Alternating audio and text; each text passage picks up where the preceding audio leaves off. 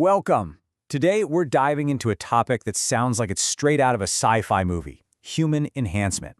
But here's the thing, it's not fiction anymore. We're going to look at how this is already a huge, quiet force shaping our world, from the economy all the way to what it even means to be human. So, let's kick things off with something that happened just recently. Picture this, it's late 2022, and all across the United States, there's a massive shortage of drugs like Adderall. For millions of people, you just couldn't get it. The pharmacies were literally empty. Okay, so fast forward a few months, and then something interesting happens. In early 2023, hourly productivity for the entire US economy drops by 3%. Now look, a million things can affect national productivity, right? But the timing here? It's just a little too perfect to ignore. Which makes you wonder, right? Could a shortage of one drug actually be enough to put a dent in a whole national economy? It really suggests that our reliance on these kinds of performance enhancer is, well, it's a much bigger deal than most of us think. And that invisible force, that's exactly what we're digging into today. All right, so let's get into it. Before we can really unpack the whole debate, we need to be on the same page. What do we even mean when we say human enhancement? So at its heart, human enhancement is all about using some kind of tech or substance to go beyond our natural limits. It's not about fixing something that's wrong or healing an illness. It's about a choice to become better than your biological baseline, faster, stronger, smarter, you name it. And this is where things can get a little fuzzy, so let's draw some clear lines. Think of it like this. Care is getting you back to zero, back to a normal, healthy state. Enhancement is about going into the positives, getting you above average. And there's another key difference. Improvement can be kind of vague, like feeling a general sense of well-being. But enhancement, that's all about the numbers. It's about having quantifiably more of something, more memory, more strength, more focus. Now, this desire to be better, it's not new at all. I mean, it's basically the story of humanity, right? But the tools we're using to do it, they have changed in a massive, massive way. I mean, for thousands of years, what did we have? Coffee, tobacco, stuff from the ground. Then in the 20th century, we got synthetics. You had things like the meth-based stimulants used in Nazi Germany to keep soldiers going. But today's a whole different ballgame. The toolkit is just exploding with technology that would have been unimaginable just a few decades ago. So what's in this modern toolkit? Well, you've got off-label prescription drugs like Ritalin and modafinil, which healthy people are using just for focus. But it goes way beyond that. We're talking about direct brain stimulation, neurofeedback, even brain-computer interfaces that are literally connecting our minds to machines.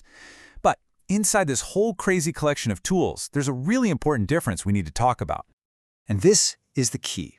Think about traditional cognitive enhancement, things like studying or training. You have to show up, you have to do the work, it takes your active participation. But neurocognitive enhancement, that's a different beast entirely. It uses drugs or tech to change your brain directly. The big feature here is that it's automatic. It works on you, passively. It's really the difference between earning a skill and just taking a pill. Okay, so let's zoom in on one piece of tech that really shows you the kind of ethical minefield we're walking into. It's called transcranial direct current stimulation, or TDCS for short. So what is TDCS? Honestly, the best way to think about it is like an undetectable steroid for your brain. It's a device that's designed to give you a mental boost, whether that's in learning something new, remembering facts, or even improving physical skills.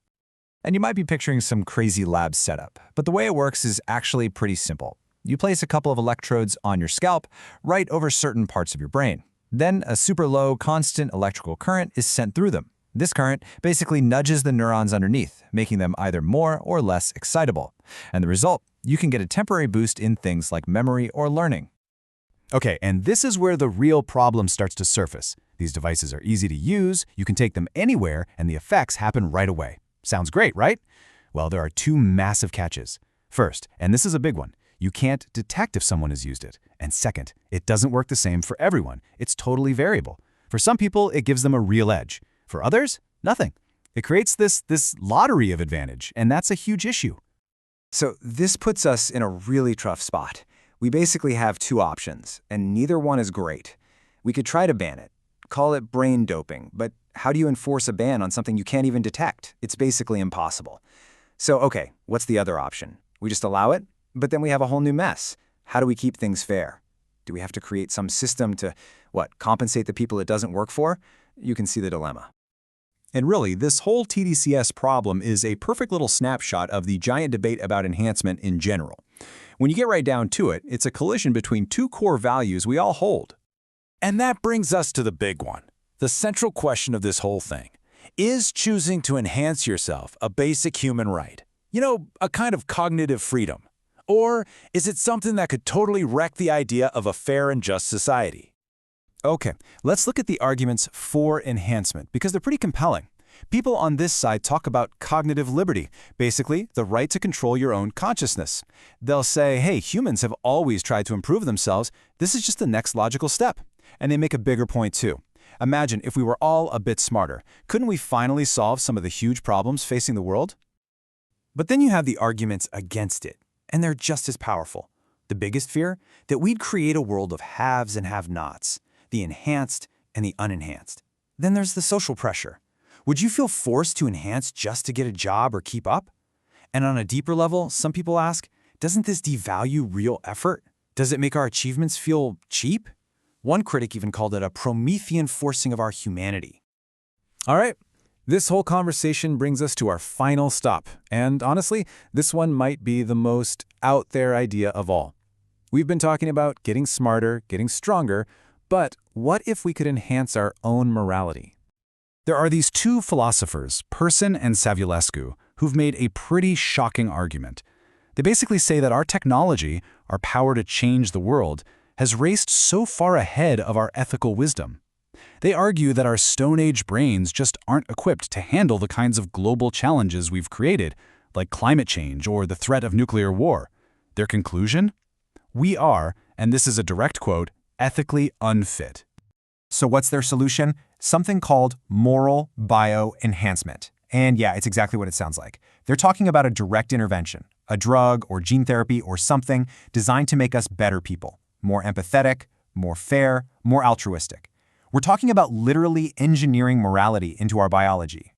And that leaves us with maybe the toughest question of all, where personal freedom slams right into the collective good. Let's just say we could do it. We could engineer a version of humanity that was more moral, more just, more able to solve our biggest problems. Should anyone be allowed to say no thanks? Should you be free to refuse?